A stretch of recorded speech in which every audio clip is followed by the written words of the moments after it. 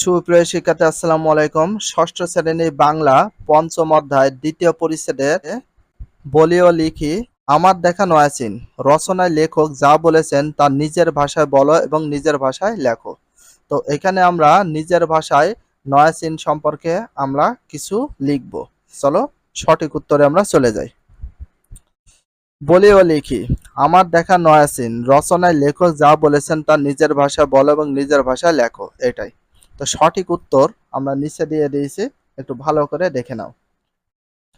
লেখক চীনের মিউজিয়ামে পৌঁছে অনেক নিদর্শন বস্তু দেখেছেন, তবে তার কাছে তেমন উল্লেখযোগ্য বলে মনে হয়নি। তারপর সাংহাইয়ের মধ্যে সবচেয়ে বড় পাবলিক লাইব্রেরিতে গেলেন। খুব পুরনো এই লাইব্রেরিতে সব বয়সী লোকের পড়ার ব্যবস্থা আছে।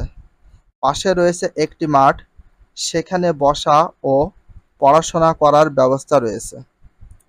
সেখান থেকে লেখক এক্সিবিশন দেখতে যান, নতুন চীনের নতুন জিনিসপত্র দেখে হোটেলে ফিরে আসেন। 1 ঘন্টা পর লেখক গেলেন নদী দেখতে। তারপর ছেলেদের খেলার মাঠে গিয়ে দেখেন ছাত্র শিক্ষকরা সেখানে আছে। লেখক সেখানে অভ্যর্থনা গ্রহণ করে বিদায় নিয়ে সবচেয়ে বড় বাজার দেখতে যান। সেখানকার একটি সাইকেলের দোকানে গিয়ে দেখেন চীনের তৈরি জিনিসপত্রের দাম বেশি এবং বিদেশি জিনিসের দাম কম।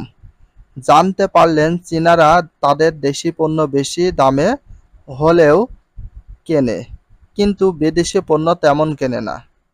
সেখানে হঠাৎ করে নিত্য পণ্যর আকাশচুম্বী দাম বাড়ার সুযোগ নেই। সেখানকার সরকার ও জনগণ খুবই সচেতন। 69 পেজে যে বিবরণের কথা বলা হয়েছে, এই বিবরণ লেখার কিছু দিক নির্দেশনা দিয়েছে। কিভাবে লিখব বিবরণ? বিবরণ লেখার কোনো নির্দিষ্ট নিয়ম নেই। দেখার ভঙ্গি ও লেখার ধরন এক একজনের এক এক রকম। এমনকি একই বিষয় নিয়ে দুজন লেখকের লেখাও একরকম হয় না। তবে বিবরণ লেখার সাধারণ কিছু নিয়ম নিচে উল্লেখ করা হলো। নির্দিষ্ট কোনো নিয়ম নেই, বাট তোমার ইচ্ছা মতো লিখতে পারবা। নিজে এক একজনের লেখার নিয়ম এক রকম। 1 নাম্বার বলেছে প্রথমে লেখার বিষয়টি ঠিক করতে হয়। 2 নাম্বার বিষয়টির কোন কোন দিক নিয়ে লেখা যায় তা ভাবতে হয়। 3 নাম্বার লেখার সময় বিভিন্ন রকম প্রশ্ন করে তার জবাব খুঁজতে হয়। এক্ষেত্রে কি, কেন, কিভাবে, কোথায় ইত্যাদি প্রশ্ন কাজে লাগতে পারে। 4 নাম্বার লেখায় ধারাবাহিকতা থাকা দরকার। 5 নাম্বার আবেগ বর্জিত সহজ সরল ভাষায় বিবরণ তৈরি করতে হয়। 6 নাম্বার বিষয়ের সাথে মিল রেখে লেখাটির একটি শিরোনাম দিতে হয়। ভিডিওটা ভালো লাগলে চ্যানেল হলে সাবস্ক্রাইব এবং পেজ হলে ফলো করে দিও। If you love this video, please subscribe my channel, like, comment, share, hit the bell icon for getting next video.